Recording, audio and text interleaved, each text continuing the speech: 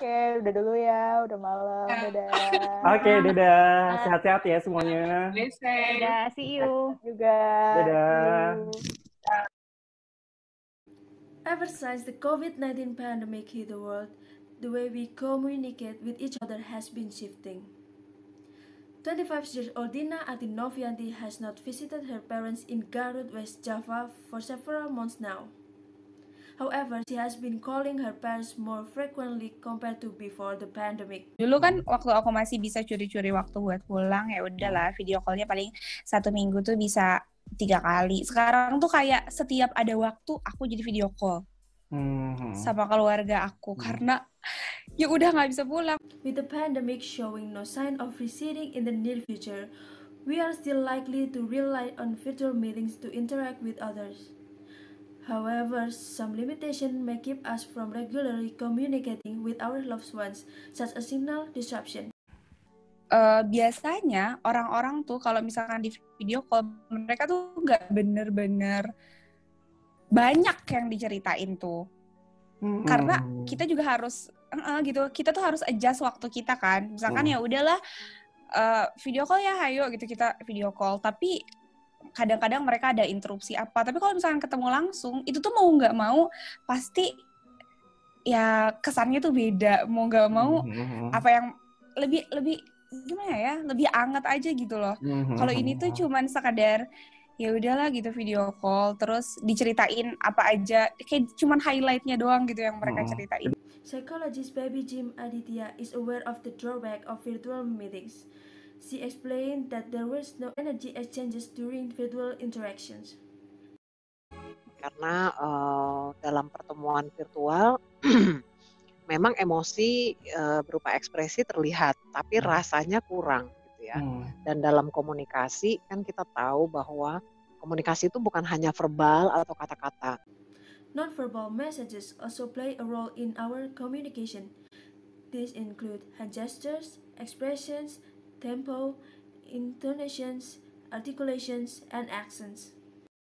Kalau secara virtual mungkin ada yang terdistorsi ya dari semua tiga itu. Mungkin karena jarak ya, karena mungkin jaringan tidak begitu sempurna sehingga ekspresi itu tidak seluruhnya tertangkap misalnya, atau gesture nggak seluruhnya kelihatan kan. Virtual interactions might cause people to feel more lonely. But babies say it is not so different from face-to-face interaction, where we can feel lonely too, despite being in the middle of a crowd. Kita kumpul-kumpul sama teman kita di warung kopi, ber-6, ber-8, ber-10, tapi masing-masing sibuk sama handphonenya masing-masing. Kita sibuk sama yang jauh, instead of sibuk sama yang deket kita. Mbok bertegur sapa, lu tadi gimana? Gimana kerjaan lu? Gimana ini itu? Enggak tuh. So, kenapa kita mesti ketemu secara fisik dong? Capek-capek, macet-macet ya, kalau menurut Mbak Baby. Dan actually, at the end kita merasa we are so lonely gitu, lonely in the crowd. COVID-19 hasn't only shifted ways of communicating, but also our daily habits. Before the pandemic, there was a frequent coffee shop visitor. Persis di sebelah Plaza Senayan, jadi sebenarnya hampir tiap hari nongkrong.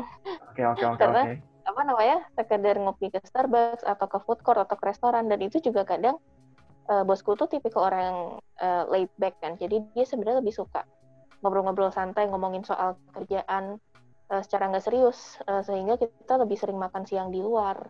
Jadi kalau seminggu bisa dikatakan 3-4 kali ya, hampir tiap hari. Dan tentunya selama pandemi itu berarti kultur makan-makan itu hilang gitu ya, Dea? Makan-makan di luar itu tentunya. Iya, benar-benar hilang. This change of culture has affected many coffee shops, including Krelung Kopi in Tebet, South Jakarta. They have suffered a decline in sales because Jakarta large-scale social restriction or PSBB policy. Waktu adanya peraturan PSBB itu yang tidak boleh terima dine-in itu pengaruhnya sampai penurunan sales-nya sekitar 80%. When Jakarta entered its transitional PSBB phase in early June, customers start returning to Relung Kopi. The coffee shop now provides outdoor seating to help customers maintain a safe physical distance. Kita tahu kan dengan adanya COVID ini lebih baik berinteraksi itu di ruangan terbuka. Nah, jadi kita juga rajin untuk promo kalau selain kita menerapkan protokol kesehatan, kita juga beberapa foto video kita unggah di media sosial Rulung Kopi.